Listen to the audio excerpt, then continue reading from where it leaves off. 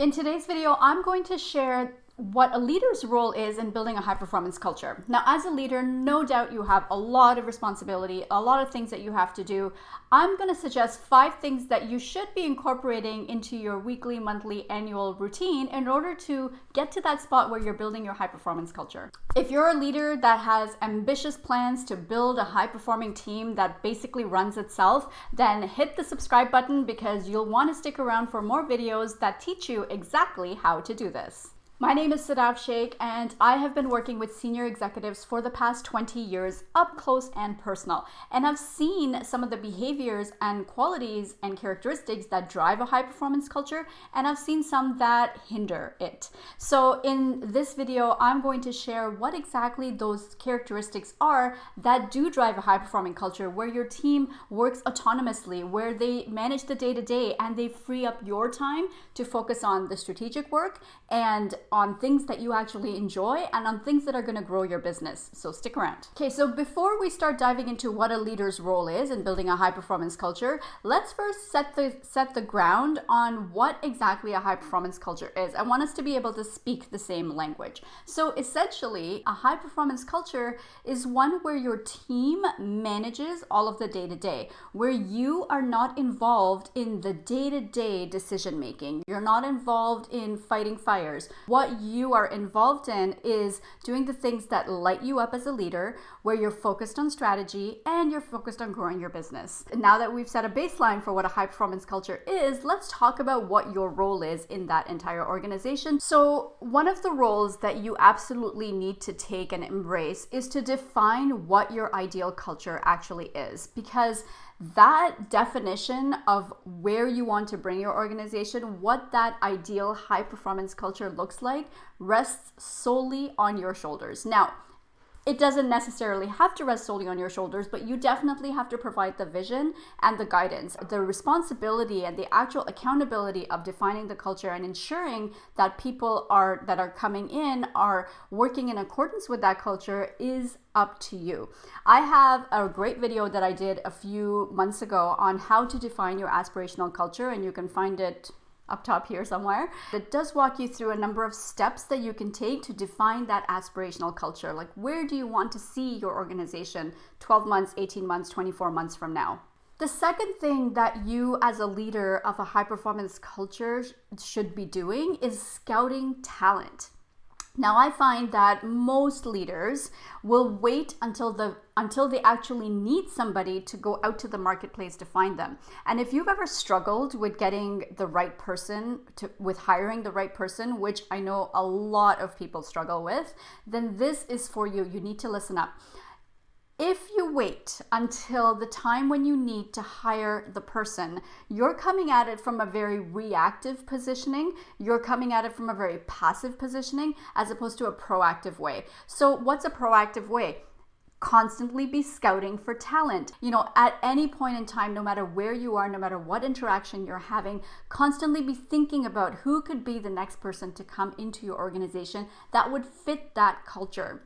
So it's funny because in business, we're taught that, constantly be thinking about where you could find your next client, and anyone potentially is a client. Yet we rarely think about that for our people. We rarely think about, that, our next employee could be at the next, walking trail that we are on, and we start to strike up a conversation with somebody. It may not be themselves, but maybe they have a referral.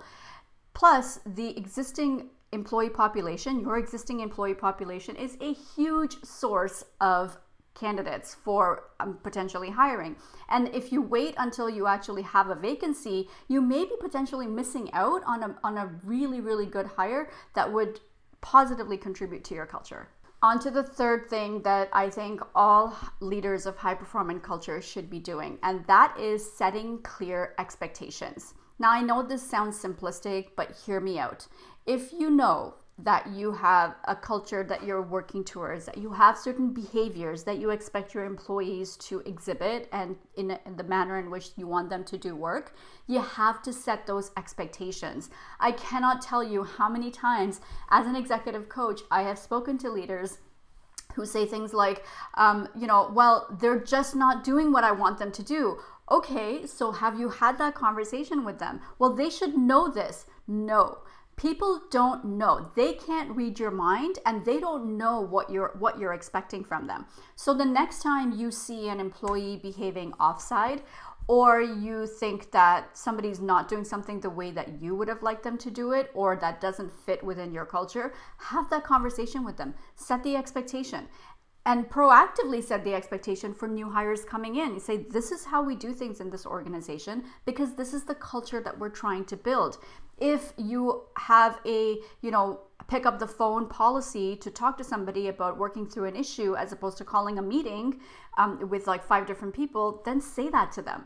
Then, we prefer to solve disagreements on the phone one-on-one as opposed to in a public setting. It's as simple as that. Set clear expectations. And that leads me to the next point, is you have to hold people accountable. It is not enough sometimes to tell somebody something one time. It's just not. People have busy lives. They have a lot of things going through their heads, particularly if you're a small business and you're trying to you're trying to build a high performance culture. Chances are every single person in your company does 2 or 3 multiple jobs. And so that means that if you're explaining something to them, or if you're telling them to do something a certain way, and that doesn't come naturally to them, you have to repeat it and you have to hold people accountable. So it's not okay that if you tell somebody, I need you to do this by this date, and that date passes and they haven't done it, you just ignore it.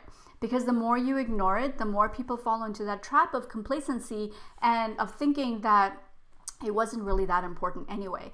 If building a high performance culture is important to you and to the people on your team, you have to hold people accountable for ensuring that you're all working towards that goal and you're all working towards getting to that step.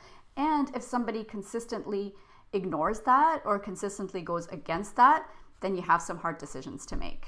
And this role that I want to talk about next is something that I don't see a lot of leaders incorporating, but I think is so important, not just for you to gauge how your success, but also for your team. And that is taking stock every year, usually at your year-end planning session, of how far you've come. So once you set that aspirational culture goal, you need to then go back every single year and see how far you've come. So for example, if you had, a baseline customer fulfillment time of 21 days, and at the end of year 1, you're at 15 days because of certain process improvements that you've made, certain things that you've put into place, celebrate that. Your team needs to know that all of this work that they're doing is for something, and that you're getting closer to your goal, you're getting closer to achieving that. The other way that you can take stock is to look at your calendar, as an example, from January 1st to December 31st, and you can see whether you have cut down the amount of time that you spend on working inside the business, fighting fires and working on the day-to-day operations, versus how much time you're spending on the strategic work and how much time you're spending on planning to grow the business. I find that that's a really good gauge. I do it myself, and I don't have a big team, but I do it myself to see how much am I doing, how much admin work am I doing in my business versus how much planning and strategic work that I'm doing in my business to grow it. If you'd like to dive further or go a bit deeper into the leader's role of defining a high performance culture, drop me an email, book a call with me. Either one of those things work. Absolutely zero obligation. I am here to help you if you want to bounce an idea off of me, or if you just want to discuss your plans for the remainder of this year. Now I want to hear from you. Do you have anything that you have incorporated in your role as a leader towards building that high performance culture? Comment below and let us know. If you like this video, hit the like button and subscribe, and don't forget to check out these videos. I have a full playlist on how to build a high performance culture. Make sure you check it out and come back same time, same place next week for more.